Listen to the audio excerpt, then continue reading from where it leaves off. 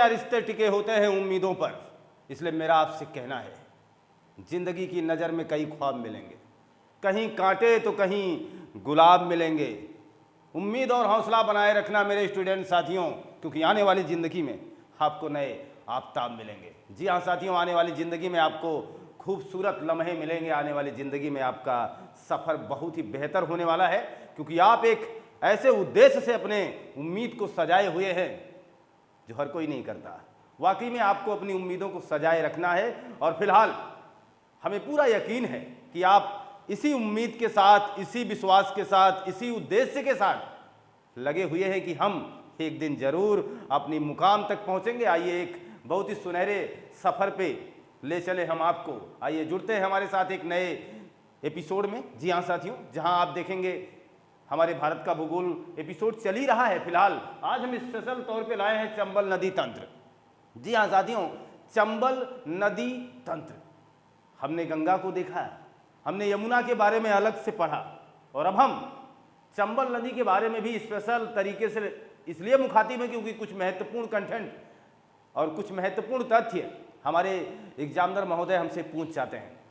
तो हम बेरुखी क्यों अपनाएंगे, हम क्यों नहीं सहजता से पेश आएंगे, और क्यों नहीं हम पूरी शिद्दत से अपने आप को एग्जाम में पार्टिसिपेट कराएंगे साथियों। तो पूरा हौसला बनाए रखिए और पूरे शिद्दत के साथ हमसे जुड़ने का प्रयास कीजिए साथियों। तो आज चंबल नदी तंत्र के बारे में बहुत कुछ लंबा नहीं होने वाला है। फिलहाल ऐसा निचोड़ लाए हैं ना जिसके बाहर से कुछ होने वाला भी नहीं है। तो फिलहाल हम बात करें तो आज हम एक पहाड़ी से शुरुआत आपकी करेंगे। जी हाँ साथियों, और आपके मस्तिष्क में कुछ इसी तरीके का माहौल क्रिएट होना चाहिए कि हमने शुरुआत कहाँ से की है और अंत कहाँ करूँगा। जाना पाव की पहाड़ी, जाना पाव की पहाड़ी। स्पेशल तरीके से जितने भी प्रश्न मेरे मस्तिष्क में आएंगे उन सभी प्रश्नों को आपके स्क्रीन पर हम सजाएंगे। जी हाँ साथियों, तो जाना पाव की पहाड़ी कहाँ है, पहला प्रश्न यही है हमारा, और कुछ इसी तरीके से एग्जामिनर भी मुखातिब होते हैं साथियों। तो जाना पाव की पहाड़ी, आइए चले हम इंदौर। इंदौर कहाँ है, अब आपको इतना कहने की आवश्यकता शायद ना पड़े हमें। इंदौर एमपी पहुँचिए, यहीं पर आप परशुराम और हनुमान जी का मंदिर देखिए। परशुराम और हनुमान जी का मंदिर है यहाँ पर, हनुमान मंदिर। जी हाँ साथियों, ये दोनों ही क्या है, टेम्पल है यानी मंदिर है। ये चीज़ शुरुआत इस तरीके से रुझानों में आएंगे आंकड़े कि जिससे आपको लगेगा कि हम वाकई में किसी प्रकार से इस तरीके से अपने जीवन को पार्टिसिपेट करा रहे हैं किसी मुद्दे पर जिसका विश्लेषण हो रहा है। ऐसा सोच के चलें तो तार्किक ज्ञान के साथ हमारे मस्तिष्क में ये तमाम चीज़ें इस कदर समाहित होती हैं साथियों कि फिर ये भूलने का नाम नहीं लेती हैं। जी हाँ साथियों, तो फिलहाल देखना जरा, ये पहाड़ी से एक नदी निकलेगी जिसका नाम होगा चंबल। फिलहाल इस नदी को हम निकाल ही लेते हैं। जी हाँ, ये देखिए एक नदी बहती हुई जाएगी और कुछ इस तरीके से बह रही है, और आपके यहाँ जा कर के यहाँ ये स्थान, ये प्लेस आप याद रखेंगे। ये प्लेस हमारे यूपी का है जिसका नाम है इटावा, और इटावा में ये इधर से बहने वाली यमुना नदी से मिल जाती है। जी हाँ साथियों, किस नदी से मिलती है, तो यमुना नदी से।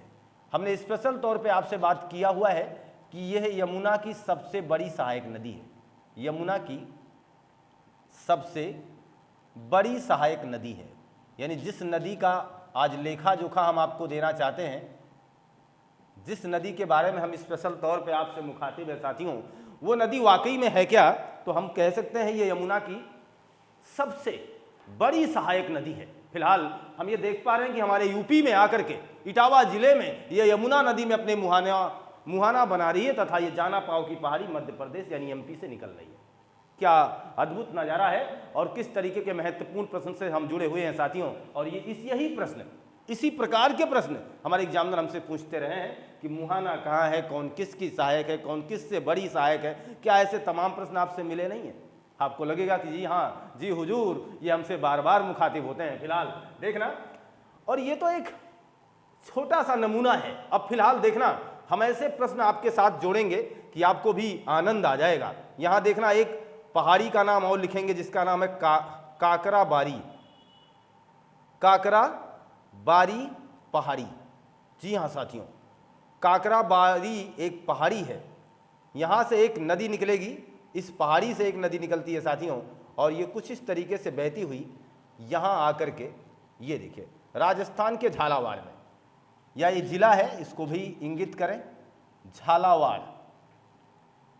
झालावाड़ ये क्या है, जनपद है, कहाँ का साथियों, तो आप कहिए सर राजस्थान का।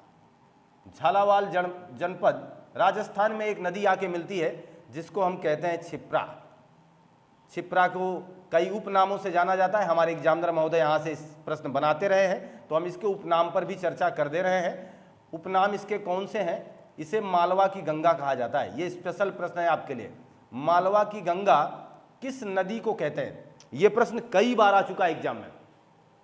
तो स्पेशल तौर पे हम ये जान पा रहे हैं कि हम चंबल नदी के बारे में तो पढ़ ही रहे हैं, साथ ही साथ क्योंकि हमने इसके आगे तंत्र लिखा है, चूंकि हमने तंत्र की बात की है, तो आपको पता है तंत्र का मतलब होता है सिस्टम। इस नदी का जो ताना बाना है, जो पूरी प्रक्रिया है, जो इसका समायोजन है, हमारा दृष्टिकोण वहां भी होगा। अतएव हम इसकी सहायक नदी के बारे में भी जानेंगे, जो महत्वपूर्ण आंकड़ा लेकर के हमारे सामने मुखातिब होंगे। फिलहाल आप देख पाएंगे कि हमारी चंबल नदी कुछ इस तरीके से निकल करके हमारी यमुना में, इटावा में आकर के अपना मुहाना बनाती है। फिलहाल हम यहाँ देख पा रहे हैं कि इसकी एक सहायक नदी आके मिल चुकी है झालावाड़ राजस्थान में, जिसे हम छिप्रा कहते हैं। हमें पता है, हमें पहले से ही पता है कि छिप्रा नदी के किनारे आपको पता है कुंभ मेला लगता है। कोई बात नहीं, इन सारी तमाम जानकारियों को पहले भी हम आपको बता चुके हैं। फिलहाल 2016 में यहाँ कुंभ मेले का आयोजन हुआ था। अब आप देखिएगा साथियों, तो उपनाम मालवा की गंगा है, इसे ही पुण्य सलिला कहा जाता है साथियों, पुण्य सलिला कहा जाता है, पुण्य सलिला, और इसे ही पाप हरिणी कहा जाता है या पाप हरिणी कहा जाता है।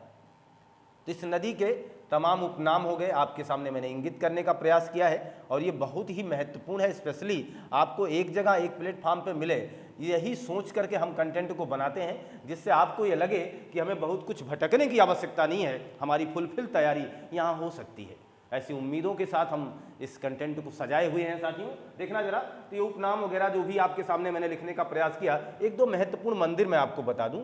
यहाँ पर इसी नदी के किनारे एक मंदिर आपको मिलेगा, गोपाल मंदिर। उज्जैन किस नदी के किनारे है साथियों, तो छिप्रा नदी के किनारे। कई बार ये प्रश्न आ चुका है, और आपको पता है छिप्रा नदी के किनारे उज्जैन में कुंभ मेले का आयोजन किया जाता रहा है। क्लियर है ना।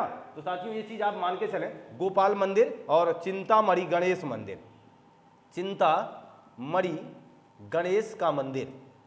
तो चिंतामणि गणेश मंदिर यहाँ आपको मिलेगा, गोपाल मंदिर आपको यहाँ मिलेगा। उज्जैन आपके बारे में मैंने बात की ही, छिप्रा नदी के किनारे यहाँ कुंभ मेले का आयोजन, और वो चीज, वो जगह कौन, उज्जैन। कई बार ये प्रश्न पूछा भी गया, उज्जैन किस नदी के किनारे है, तो आराम से हमारे जवाब हमारे स्क्रीन पर आ चुके हैं, और हमारे मस्तिष्क में ये बातें सहर्ष प्रवेश कर चुकी हैं कि अब हम बताने के लिए तैयार हैं। इन तमाम बातों को आपको बता सकते हैं, तमाम चीज़ें आपके सामने हम रख सकते हैं। देखिएगा साथियों, अगली एक महत्वपूर्ण सहायक नदी है मैं जिस पर बात करूंगा, और वो नदी कुछ यहीं से निकाल देते हैं। देखना, एक पहाड़ी है साथियों जिसका नाम है देवास।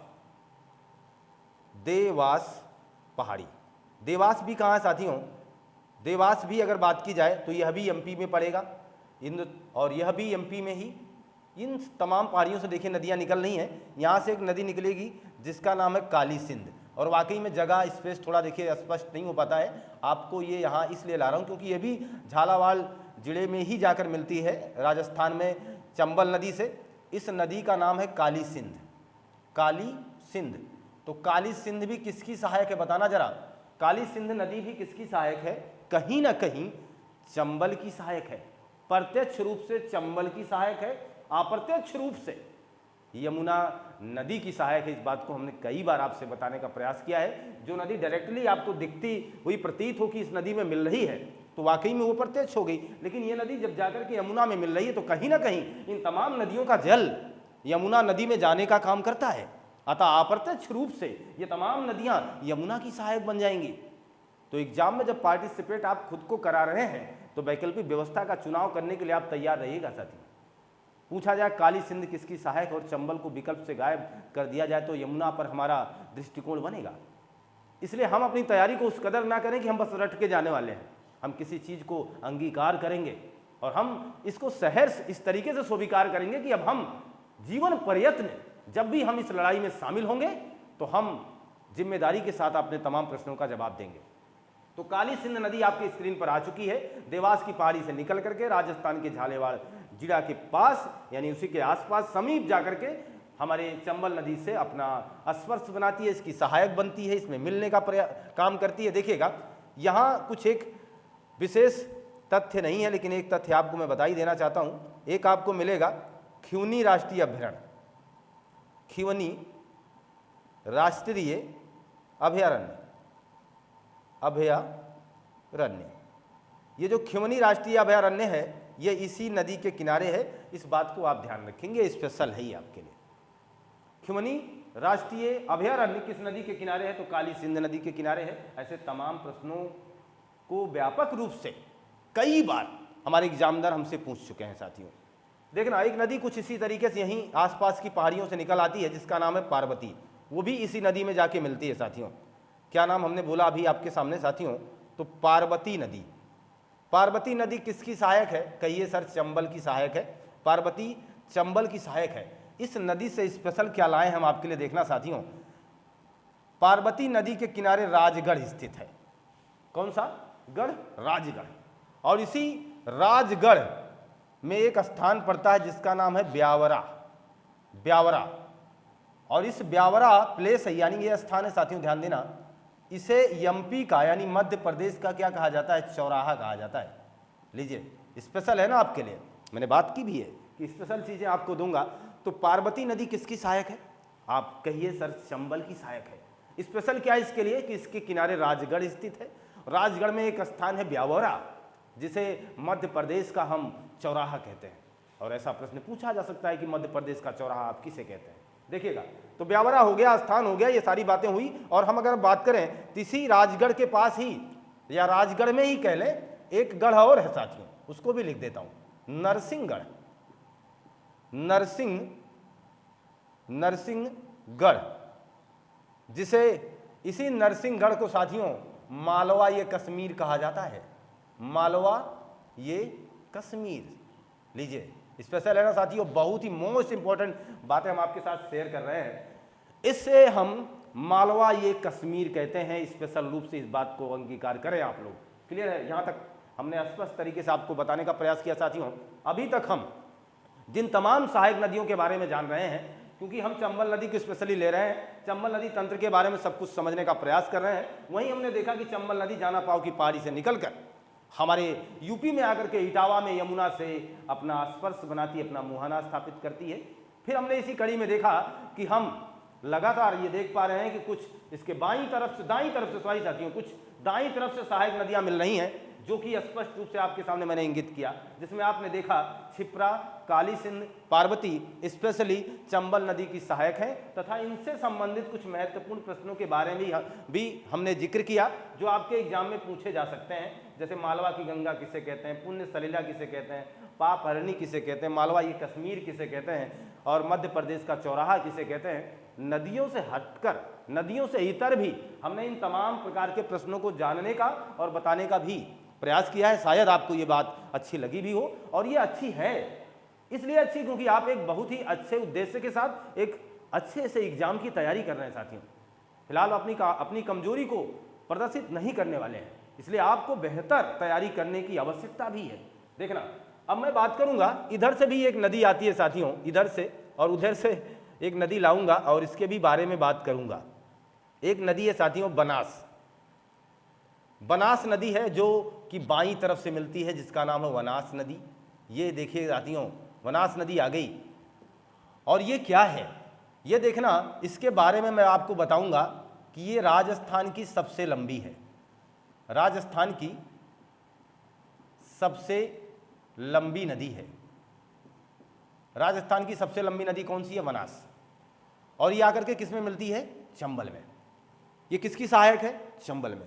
दाईं तरफ से मिल रही, इस बात को भी ध्यान देना, दाईं तरफ से चंबल में आकर के मिलने वाली निम्न में से कौन सी नदी है? इन तीन और एक ये चार वैकल्पिक व्यवस्था के साथ एग्जामिनर आपसे मुखातिब हो जाएगा।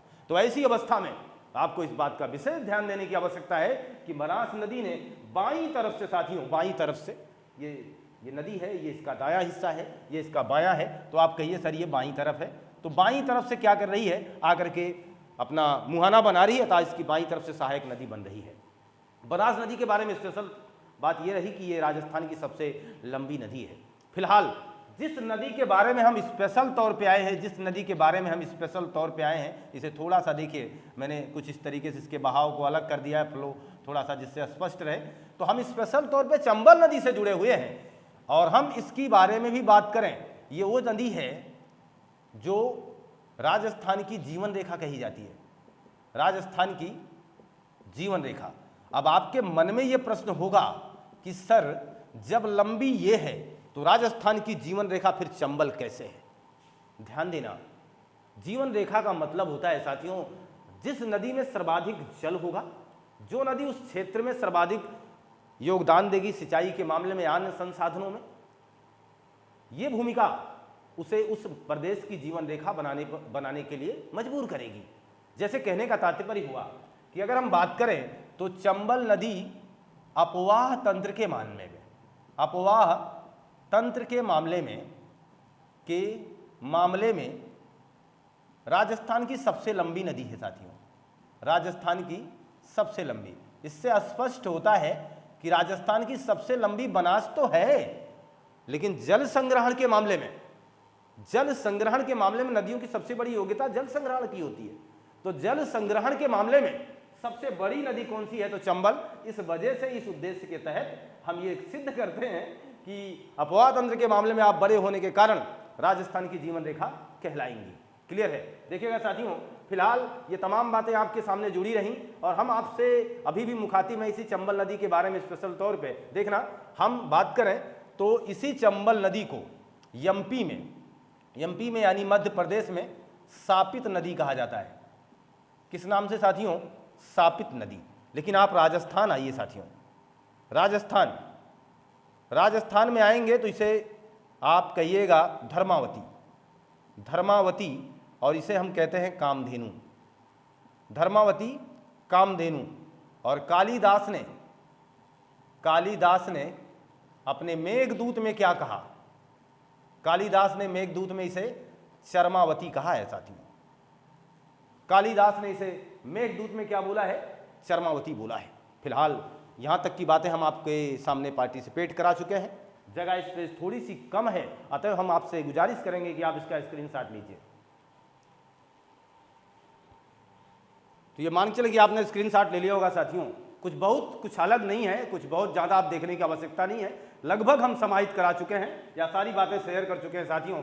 थोड़ी बहुत जानकारी और आप अपने साथ जोड़ने का प्रयास करिए। देखिएगा, अगर हम बात करें तो चंबल नदी पर कुछ बांध यानी परियोजनाएं बने हुए हैं। बांध या आप जिसे परियोजना कह सकते हैं, और इनसे भी प्रश्न आता रहता है। जैसे हम बात करें तो गांधी सागर बांध, ये चीज, या एक बात और हो सकती है यहां से गांधी सागर झील की।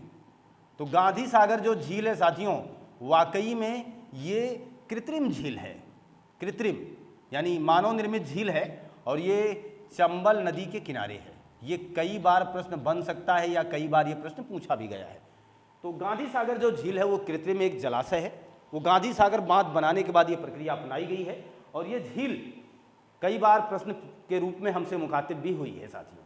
तो गांधी सागर बांध बना हुआ है। अगर हम बात करें तो राणा प्रताप सागर भी आपको यही मिलेगा, राणा प्रताप सागर बांध इसी नदी पर मिलेगा। बांध का मतलब समझ रहे हैं ना, विद्युत परियोजनाओं से है। विद्युत परियोजनाओं को लेकर के जो हमारी योजनाएं चलती हैं, जो काम क्रियाकलाप किए जाते हैं, उनसे संबंधित डैम बनाए जाते हैं और वो नदियों पर स्थापित किए जाते हैं। तो इस चंबल नदी पर देखिए कौन कौन से बांध बने हैं, इनसे हमारे प्रश्न कई बार आ सकते हैं। तो गांधी सागर बांध किस नदी पर है? चंबल। राणा प्रताप सागर बांध किस नदी पर है? तो चंबल। इस तरीके की व्यवस्था हो सकती है। जैसे हम बात करें जवाहर सागर बांध किस नदी पर है? तो आप कहिएगा सर इसी नदी पर है। कोटा बांध या कोटा बैराज किस नदी पर है? तो आप कहिएगा चंबल नदी पर। जी हाँ साथियों, तो ये इसकी स्पेशल बातें रहीं। चंबल नदी को लगाकर कुछ महत्वपूर्ण चीज़ें हैं। अच्छा, चंबल नदी का इतिहास हमारे साथ बहुत पुराने समय से जुड़ा हुआ है। हमने इसके बीहड़ के बारे में बचपन में कई डाकुओं के नाम सुने, जिक्र सुना कि डाकू वगैरह रहा करते थे चंबल नदी की वादियों में। तो ऐसा क्या वहाँ था कि वहाँ रहना आसान हो गया? देखना, ये चंबल नदी अवनालिका पद्धति से, अवनालिका पद्धति का मतलब मिट्टी के अंदर कटाई करती है। अद्भुत है, और काट काट करके अपना अलग अलग प्रकार का वो दृष्टिकोण स्थापित करते हुए कई नलिकाओं में बहती है। समझ गए होंगे साथियों, मिट्टी के अंदर का कटाव, कई नलिकाओं में अलग अलग दिशाओं में बहना, और फिर ऐसा हो जाने पर कई जगह बीहड़ का निर्माण कर देना, जिसे हम एरोजन कहते हैं। आइए समझ गए हम साथियों। हम बात करें, अगर आप जाइएगा कभी तो राजस्थान पहुंचिए, सॉरी मध्य प्रदेश जाइए तो श्योपुर आइए, या फिर आप मुरैना आइए, मुरैना या फिर आप भिंड जाइए, आप यहाँ देखेंगे। और आप राजस्थान आइए तो धौलपुर जाइए, धौलपुर या फिर करौल पहुँचिए, और इन सब का नाम आपने सुना होगा साथियों कई बार, क्योंकि आपने डाकुओं की कई मूवियाँ देखी होंगी और कई बार इनका जिक्र भी हुआ। ये राजस्थान में है, ये राजस्थान में है और ये एमपी में है। और आप समझ सकते हैं कि अगर हम यहाँ पहुँचें तो यहाँ देख सकते हैं कि यहाँ की मिट्टी के अंदर से इस तरीके से नदी बहेगी तो तमाम प्रकार के बीहड़ों का निर्माण कर देगी, और यहाँ पर झाड़ियाँ उग जाएंगी, क्योंकि इन्हें जल की पर्याप्त मात्रा पहुँच रही है। और ऐसी झाड़ियों में आपका आना जाना थोड़ा सा सुगम नहीं होगा। अतः यहाँ कोई छिप करके बैठेगा, कुछ गैंग वाले बैठेंगे, तो पुलिस उस समय उतनी आसानी से इन्हें पकड़ नहीं पाती थी। अतः एक बहुत ही बेहतर संपादन किया इन लोगों ने, अपने जीवन का निर्वहन यहाँ किया इस बीहड़ में। और हम इसी बीहड़ को देखिए, जिसे हम बीहड़ कह रहे हैं साथियों, ये बीहड़ किसकी वजह से हुआ है तो आपको मैंने पहले भी बताने का प्रयास किया है। बीहड़ को हम एरोजन कह सकते हैं, एरोजन, ये चीज़ ध्यान देना। बीहड़ या एरोजन करके जब भी पूछा जाएगा तो अपनी वैकल्पिक व्यवस्था का चुनाव बेहतर करने का प्रयास कीजिएगा। एरोजन शब्दावली में आपके नया हो सकता है, लेकिन फिलहाल ये पूछा जा सकता है, इसलिए मेरा दृष्टिकोण इस पर गया साथियों। फिलहाल देखना, कुछ और बातें अगर हम करना चाहें तो इस पर कुछ झरने की भी बात कर लेते हैं। चंबल नदी पर जो झरने बने हैं, जो झरने हैं उसमें देखिएगा आपको मिलेगा एक झाड़ीदाह झरना या फाल कहिए, ठीक। आगे देखिएगा पाताल पानी, ये भी क्या है साथियों, झरना ही है। झरने की बात कर रहा हूं, बार बार लिखने की आवश्यकता शायद नहीं है। जोगी भड़क, ये भी झरना है। और टीचा फाल, ये आपको जो झरने मैंने लिखे हैं ये आपको कहाँ मिलेंगे साथियों, एमपी में। साथ ही साथ मैं आपको बताना चाहूँगा, आप राजस्थान पहुँचिए, राजस्थान की औद्योगिक नगरी कोटा आइए। राजस्थान की औद्योगिक नगरी क्यों बोला हमने, पूछा गया ये प्रश्न है साथियों लेखपाल भर्ती परीक्षा में। औद्योगिक नगरी कोटा की राजस्थान की औद्योगिक नगरी कौन सी है, कोटा। और इसी कोटा में एक तहसील है जिसका नाम है भैंसरोगढ़ तहसील। और इस तहसील के पास आप जाइए तो इसी नदी पर एक जलप्रपात आपको मिलेगा जिसका नाम है चूलिया जलप्रपात। ये चंबल नदी का सबसे ऊंचा जलप्रपात है। ये कई बार प्रश्न आपसे पूछा जा चुका है कि चूलिया जलप्रपात किस नदी पर है, किस राज्य में है। तो हमने तहसील तक की बातों का जिक्र कर दिया है, शायद अब आपसे ये कंटेंट छूटेगा नहीं। फिलहाल साथियों, इन तमाम बातों को मैं जहां आपकी चंबल नदी के बारे में स्पेशली तौर पे मुखातिब रहा, इन तमाम बातों को शेयर करने का हमारा प्रयास आपके साथ जुड़ा रहा। आशा उम्मीद है कि ये कंटेंट आपको अच्छा लगा होगा। फिलहाल इन तमाम बातों का दृष्टिकोण अपने साथ बेहतर करने का प्रयास कीजिए साथियों। इन तमाम चीज़ों को अपने साथ अंगीकार करें। हमारी मुलाकात आपसे नए एपिसोड में होगी। पढ़ते रहिए, मस्त रहिए, खुशहाल रहिए। आपका दिन शुभ हो। आपको बहुत बहुत धन्यवाद।